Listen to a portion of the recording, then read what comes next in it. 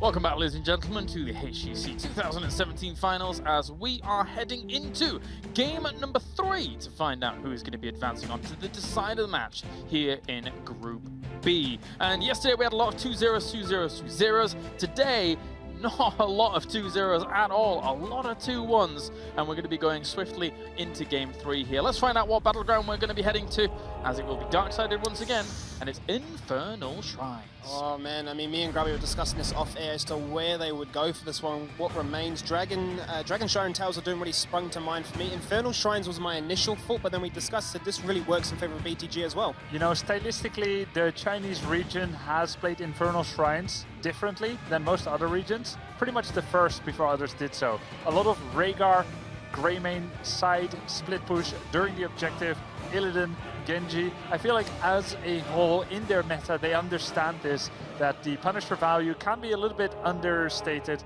and that if you do send 2 very strong pushers to another lane, you can literally just go for keeps right away. 1 year ago at BlizzCon you saw Illidan taking down Keep by himself. I mean, I would say that point goes even further. Just what we saw in game number 2, if they are picking heroes now that allow for them to just go, I can see them working very well with the Punisher if they do go for that shrine as well. Yeah. I think this battleground could work out for BTG. I'm very surprised DS Darksided here picks this battleground.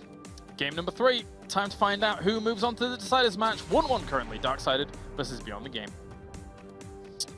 Yeah, I mean, it just gets me worried, right, between the ideals of this is Darksided saying, we are a very aggressive team, we want to bring that aggression towards you. Typically speaking, back home, when they do face against a team like Nomia, they try to avoid the split push, they try and force those fights, but up on a global stage when you're versing these kind of caliber teams, it's not going to be that same story. Oriole is going to come out this time, as they ban away the right wing, trying to deny already some of those globals. Now, with that all being said here, you know, we kind of point towards Beyond the Game as probably being a battleground that would work in their favor.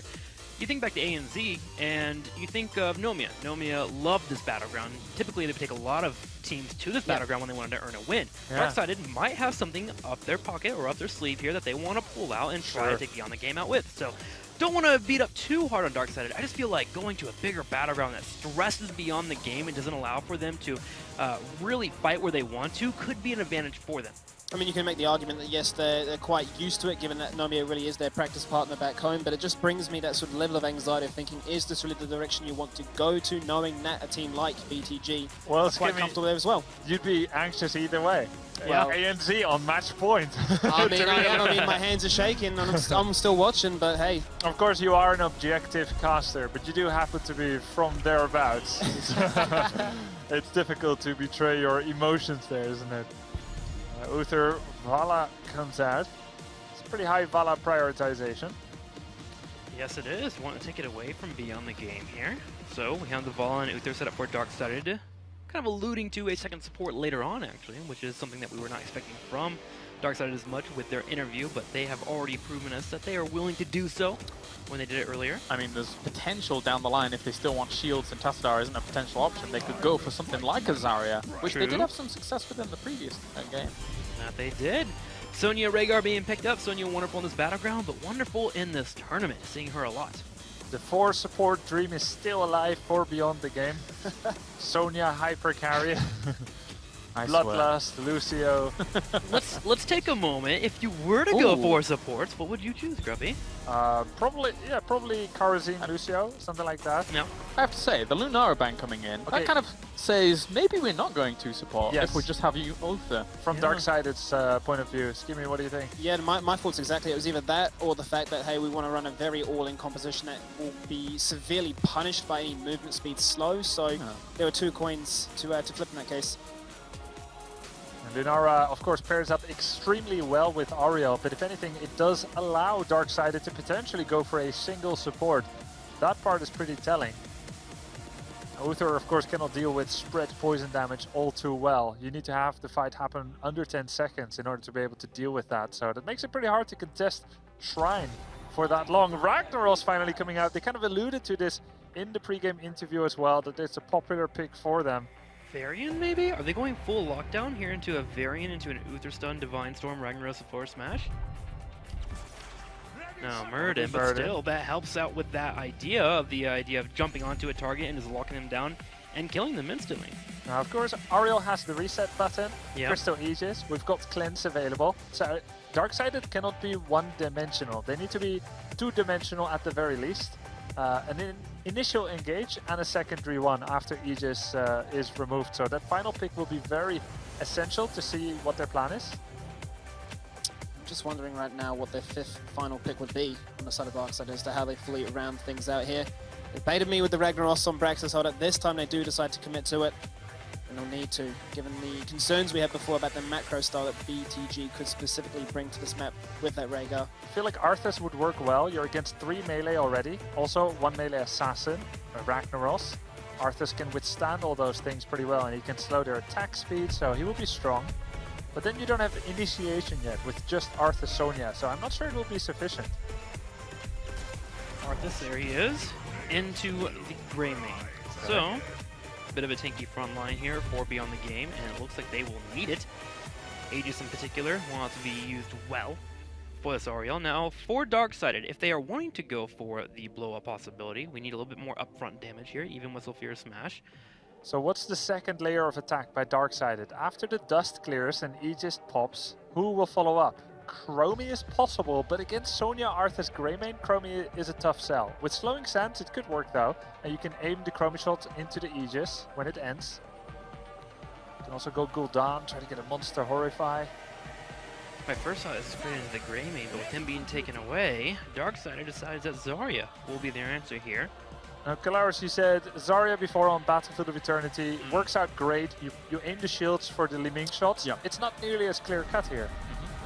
Feel the Heat seems to be the winner in this case, I'd argue, given that this composition is going to be running face on towards you, right into the mix of the fray, right? So Feel the Heat would find a lot more value this time as opposed to the Grenadier that we typically see in the ideals of like a Battlefield of Eternity map. But this is Demise really just saying, this is a hero I feel comfortable on. I actually had a bit of a discussion with him off air saying, don't play these kind of sort of turtly heroes. You're known for aggression. Don't sort of sit back and chill. Get amongst it and cause some chaos. I do think he was the key hero, the key player, arguable of course, in Battlefield of Eternity. Zarya killed the ETC when there was a 4-man mosh pit on his allies. The shields were sublime. He had clearly had good experience and prowess on Zarya. So I do like him taking a comfortable hero. You don't want to go to something extremely new in your final map of the tournament, if that's what it will be. You want to look back at something like, we did what we know well. Yeah. I want Darksided to be incredibly aggressive in the early game here. I want a 3-man lineup running into turrets, trying to break them down with the Zarya. I feel like if they go into even footing into a shrine phase, I give it to BTG here. They have a safer way of clearing the shrines. They have their Sonya and the Greymane. They have Ariel to kite back towards. They can control corridors very well with the Arthas. So Darksided in the early game, I want them to be devastating to turrets and get that experience. Are you still making a case for Lava Wave in this comp given the other one? No, I'm not. We won! We won, team! I think Sulfur Smash is the way to go here. Lava Wave, it can work out to a degree, but I mean, you have Sonya who's going to be on the off lanes no matter what. You don't really need that split push pressure unless you're trying to get an experienced lead, or you think you're going to lose so hard in the Punisher phase that you just defend, and try to catch a Lava Wave. All right, well, make sure out there to keep voting for who you think your favorite team is going to be trying to come out of this over on Twitter with the hashtag DS or the hashtag BTG, as our commentator team is ready to go and find out who is going to be moving on to the decider match, Darksided or BTG. We're not only excited about the match, we're also very excited to see that Trixler finally saw the light and realized that Lava Wave is useless. Yeah. Outside of that, though, what do you think? I mean, I don't think anything beyond the Lava Wave. Yeah. That's all I have to say. No, I think it's going to be exciting. I think the Zarya we saw was really, really good in game number 1. The expulsion zones, I think, helped win them those longer fights. And against an Arthas, especially, Arthas will actually not be able to aggressively hit those Howling Blasts because if he's expulsion zoned off, then gets stunned, he's going to get caught, doesn't really have any escapes. So I think if executed well, I kind of want to give the edge to Darksided here. Yeah, I'm actually really excited for the game here. Of course, it's the 3rd map, and the tournament life of the team is literally on the line here. So we're heading into that deciding map into Infernal Shrines. Let's find out which one of the 2 teams will move forward to the last and final game in Group B, which is, of course, going to be the match against Team Freedom. That's right. Let's jump into this game right now as we head into Infernal Shrines. In blue, we will have Darksided here, the Australian and New Zealand representatives. Moops on Uther. We'll have Hacky on the Vala. Of course, Demise this time on the Ragnaros. It will be Robodoba on his trademark Muradin and Sashin on Zarya. to the right side of the map, it is Beyond the Game with Infinity on Greymane. We have ST on Sonya. Good for the Shrine control here. Molly on Rhaegar, we see 365 on Oriel, the double support setup, and all the way up at the front, it's Ego on Arthas.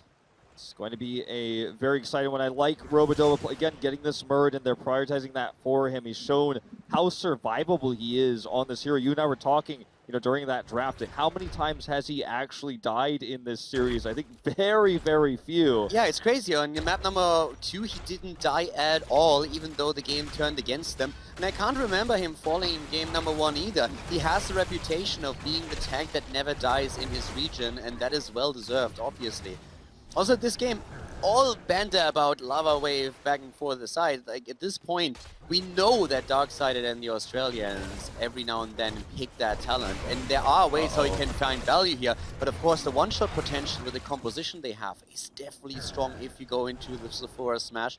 Yeah. But at this point, they don't even need it for kills. Yeah, is it worth it, though, is the question. They are going to get this experience. They do send Robodoba mid. They lost a lot of structural damage in the top lane, though, in the 2v1 there, as it's just bullying that we are seeing against that Ragnaros up there in top. But now you can see the power of Zarya. She just eats these turret shots, charges up her energy, and you can see how quick it falls. No matter what you do, it's not going to be able to deal with this as an Ariel. You see how it just melts away like butter in a matter of seconds. So going back to that expulsion zone, I think post 10, it's another argument why we see Sulfuras Smash. You have this expulsion zone into the Smash, the Robodoba Storm Bolts. It could be a bad time for BDG. Yeah, the stun chains alone are already strong enough. At this point, Molly barely getting out of here. But you've been talking about expulsion zone. Just the stun on Muradin alone, plus his level 7 stun with a heavy impact, and a follow-up from Uther being possible allows you get so much value out of Ragnaros for a Smash if you try to go for these insta-kills.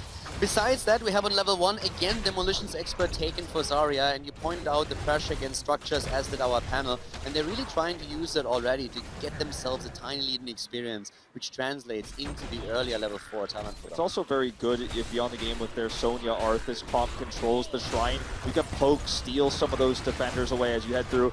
Great Howling Blast here to zone everybody out, but notice the positioning here of Demise, just very aggressively poking his way forward here. Now going to try to burn through Ego.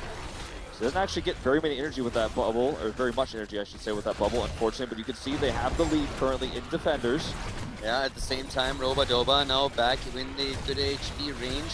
As third Winia on level 1, it definitely helps him out. Once again, the lockdown attempt against Moops in trouble. Heals himself. Uther barely getting out of there. As we see once again, Ragnaros committing to his trade and starting to rain hell on Beyond the Game. So well timed as well. Beyond the Game had full control there with that Oriel heal. Everyone got up to near full, but because of that commitment to the Molten Core, it's just going to be an easy way for Darksided to grab this. Now, not only are they going to grab it, they're going to delay this, clear the wave first to make sure that it does the maximum amount of damage. Yeah, it's extremely important that if you commit to Molten Core to grab a Punisher, that you time it well, and they did it as they already had access to 20 stacks, so they got the rest of the minions with the Molten Core, now claimed the first Punisher, and thanks to Zarya in particular, they can start burning through these structures as we have Ragnaros mirroring the movements of Sonya in the mid and bot lane to make sure that they're not missing out on any lane experience. It just gives us so much extra poke when they go for this Demolitions quest at level 1 as well. You can see everyone's kind of forced to stay back on Beyond the Game, and even though this is an early Punisher first of the game, pre-4 minutes,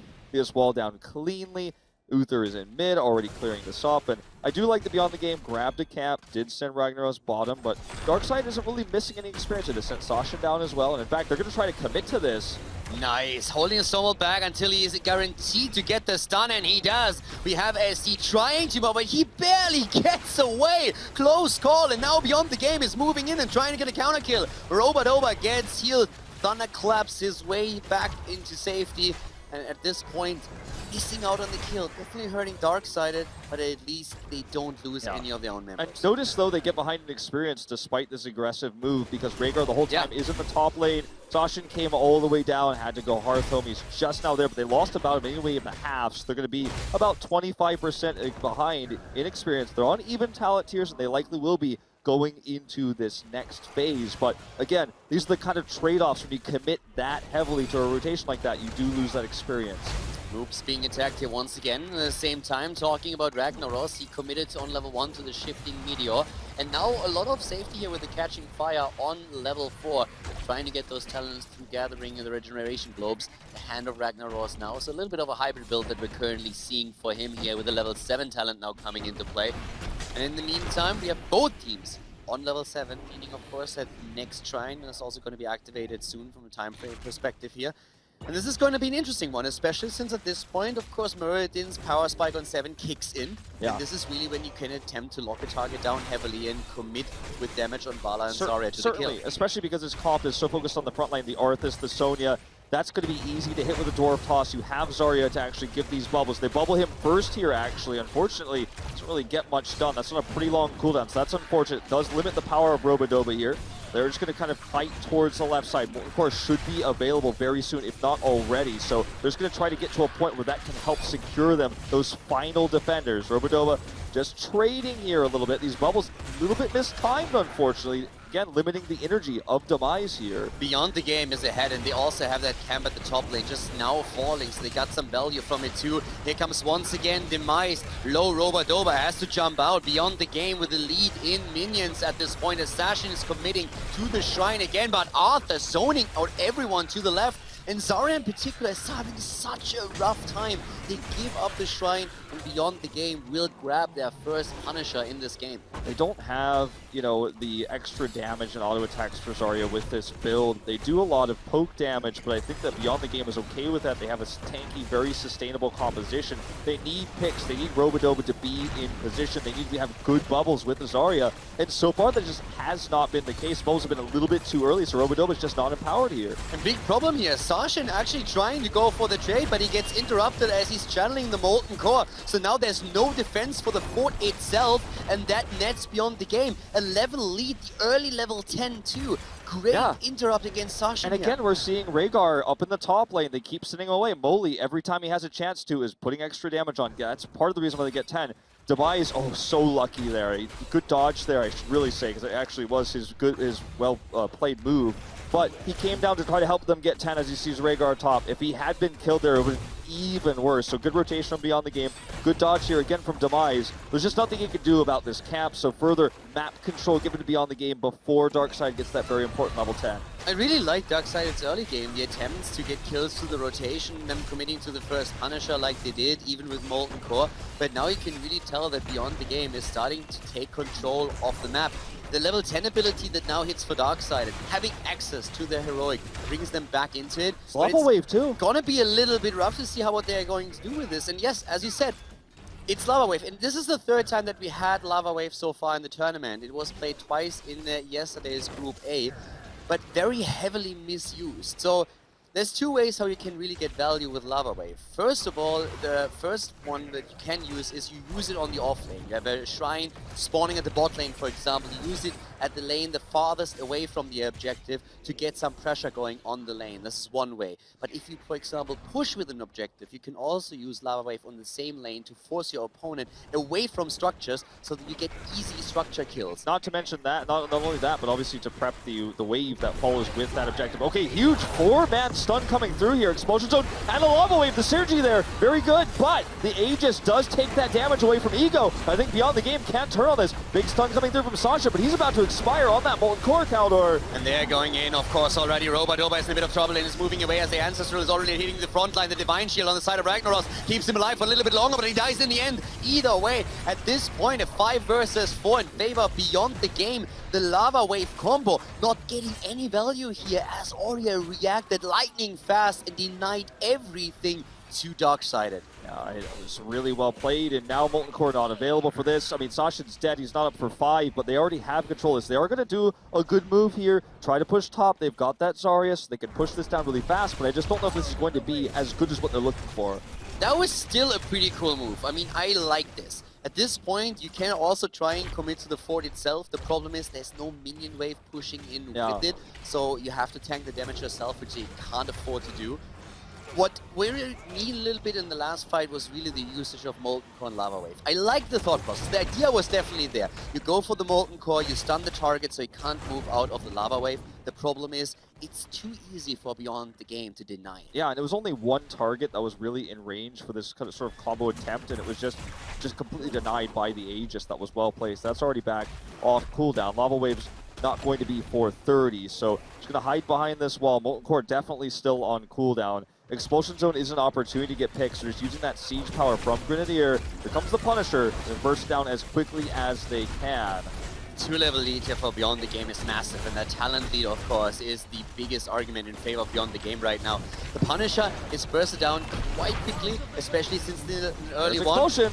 Nice Expulsion Zone, I like it. Ego in a bit of trouble, drops the ult, uses the army, and they're able to save him for now. But Darkseid, it isn't done yet. They're still looking for potential kill. But of course, they're not gonna chase too hard since they're still missing out on level 13. It feels like the Expulsion Zones too they're so well placed, but there just simply isn't enough follow-up damage because they took Lava Wave instead of Sulfuras. That's something that's missing. They didn't also take the auto attack build for Zarya, so that's missing damage. And even though Arthas was caught there, the healing is just too much. They didn't even have to use Ancestral to keep him alive. Now, one of the arguments that you can really make in favor of moving away from Sulfura Smash is that with Oriel going into Aegis, it's of course always a bit of a risky move. You need to make sure that it's used before you go for any kind of one-shot attempt. So they are confident in their Lava Wave abilities. We've known that from their region before, but so far they haven't gotten the value that they're hoping for. And I'm actually curious to see if they're just trying to use it on lane with the same combo that we've seen before, since that's something that's a bit of a trademark for them. Or maybe if we are going to see that macro use, especially as the bot lane is getting pressured right now. Exactly. I think that's what they're going to try to use it for. That's why they're staying all 5 top right now. Holding it for now, waiting for the opportunity to potentially get that combo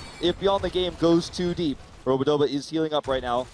Beyond the Game, even though they're 2 levels up, they're not a talent tier up, and they're just not willing to take the risk. Knowing they have that macro advantage in the bottom lane, they're going to back off and get this Shaman cap. As this push with the Impalers continues, that means they kind of get this cap for free. And Darkseid is so far away from 16 that basically there's no reason to commit to this top court right now. There's way more things that could go wrong while doing so. They know Molten Core is up, they know Lava Wave is up. It's just too much of a risk. They take the safer play. At this point, they haven't committed to Lava. The bot lane, they don't use it for macro purposes. It's quite clear that they are going to still try and attempt to use it to get value out of the team fight or a one objective. We have now a Shrine activating, but Beyond the Game is heavily committed to the top lane. I love this. They want 16? Exactly. They're committing heavily to the structures. They got vision already at the bot. They're saying, if we drop this, we will hit 16 for the Shrine fight. And now Darkseid is all of a sudden in that awkward spot where you want to fight the objective, but you really can't. And they push this top Shaman camp, which is going to start putting pressure on the keep, which means it may force a Lava Wave to be used away there. And Darkseid doesn't get anything from their push. They aren't anywhere closer to 16 than I've been threatening a fort. The problem is, I don't really think they would use the Lava Wave for the top lane, because at this point, I think you realize we are going to lose the Punisher.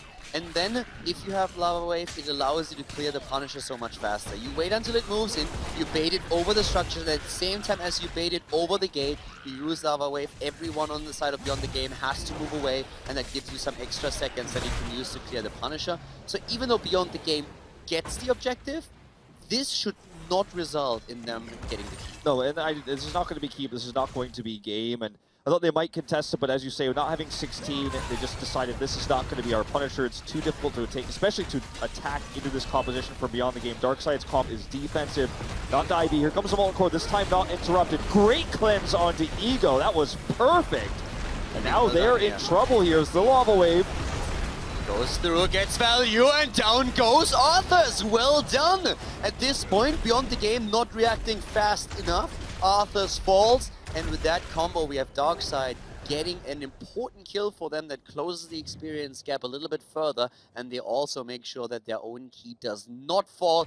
They defend against the onslaught of Beyond the Game and live to fight another day on even talent. Certainly they do, and that was probably the most valuable alpha wave of the tournament so far. It was really well placed, dealt with the Punisher, zoned everybody out, got a kill. Now they can double cap here, obviously a little bit of a trade since Beyond the Game got their own, but they're already dealing with it mid. They have this small window of time, and now it feels like the game is completely reset. Had they lost that keep, and been on even talent tiers, would be in a different place, but they save it, and so now going towards level 20, this is still anyone's game to take. In fact, if Darksided wins the next fight and starts getting that extra experience from these forts that are still up, they could in fact get 21st. So this is now what was a scary situation, a desperate gamble to just let the Punisher go, but they handled it so well. They're absolutely still in this. It's actually something where Ragnaros can really excel. Thanks to the trade, thanks to Lava Wave. He's in a position that he buys time for the team. Now, once again, Igor, quite deep, is being attacked immediately. Robodova also in a little bit of trouble. Forced to use the Avatar Shield, attempting to move out here.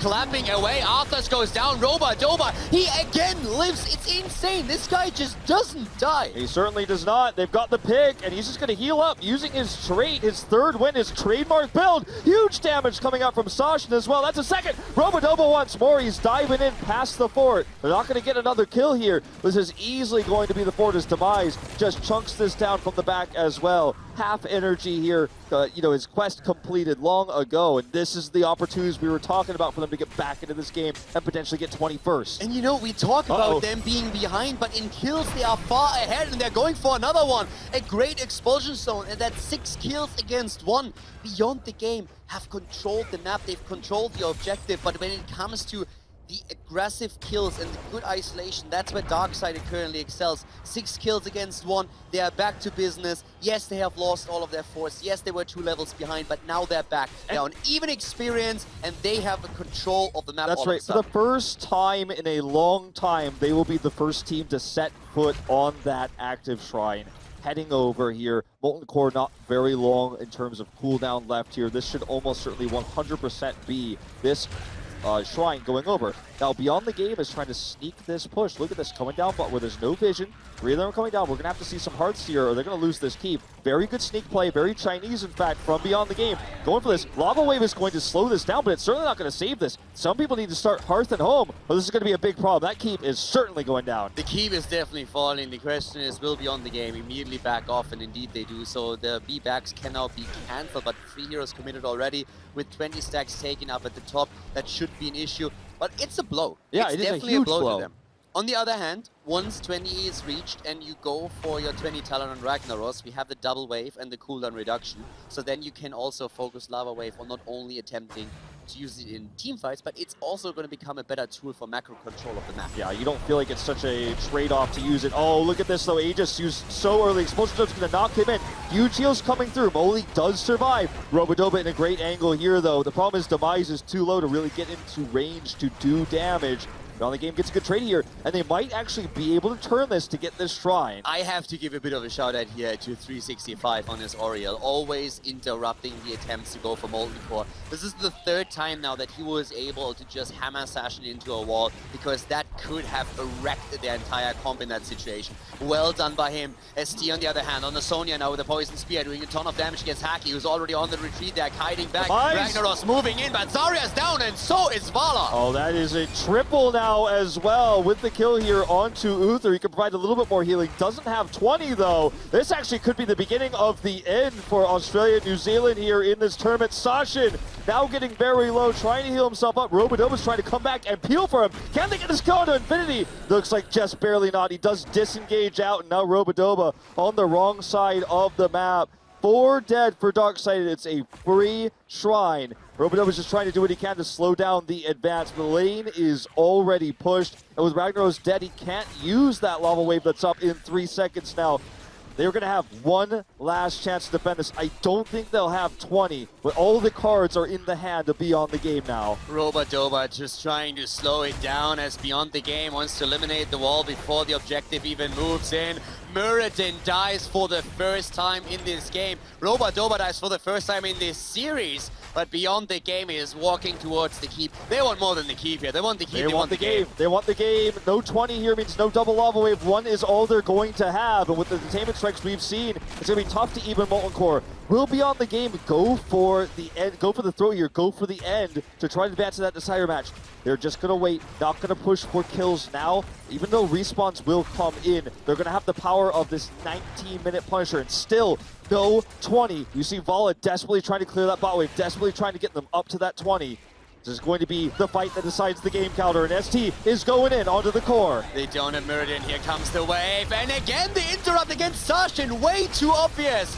Kept Nopius wants his Molten Core back as we This see is Beyond game the Game over. going for it. And this is over. Darksided losing the core, losing game 3, and it's Beyond the Game moving forward to face Team Freedom in the final match of the group. What a great series, though, on both sides. And, you know, you've got to feel for BTG coming here with the visa problems they had. 3/5 of this team were members that couldn't make it to BlizzCon. They had a second chance, despite the fact that it's sad this team doesn't have its full 5 roster. 3 of these members got their second chance, and now they're going to have their last opportunity, one more best of 3 to go to BlizzCon. What a back and forth game here, and I'm pretty sure that our panel has to say a lot more about this series. So back to Kalaris and the boys. Great game here, and congratulations, of course, to BDG. That's right, a crazy back and forth series here as we have 2-1 to BTG. Congratulations to them, very, very impressive stuff. Being able to kind of recover throughout this entire series and being able to advance on Skinny. Yeah, I mean, congratulations absolutely to BDG. A lot of people had written them off as that last place position as a result of all the visa issues that they've had. But, you know, they put up a fantastic performance. Darksided also as well. You know, first land for a lot of these players. So the fact that they get to have that international experience, you can't go wrong with that. And, you know, it proved to be that Group B wasn't the most boring group out of all 4 that we have. Yeah, Group B was very exciting. I mean, BTG, congratulations on their win, but Darksided have to be a little bit critical there towards the end, man. I mean, being cute does not pay, unless you're Kalaris over there.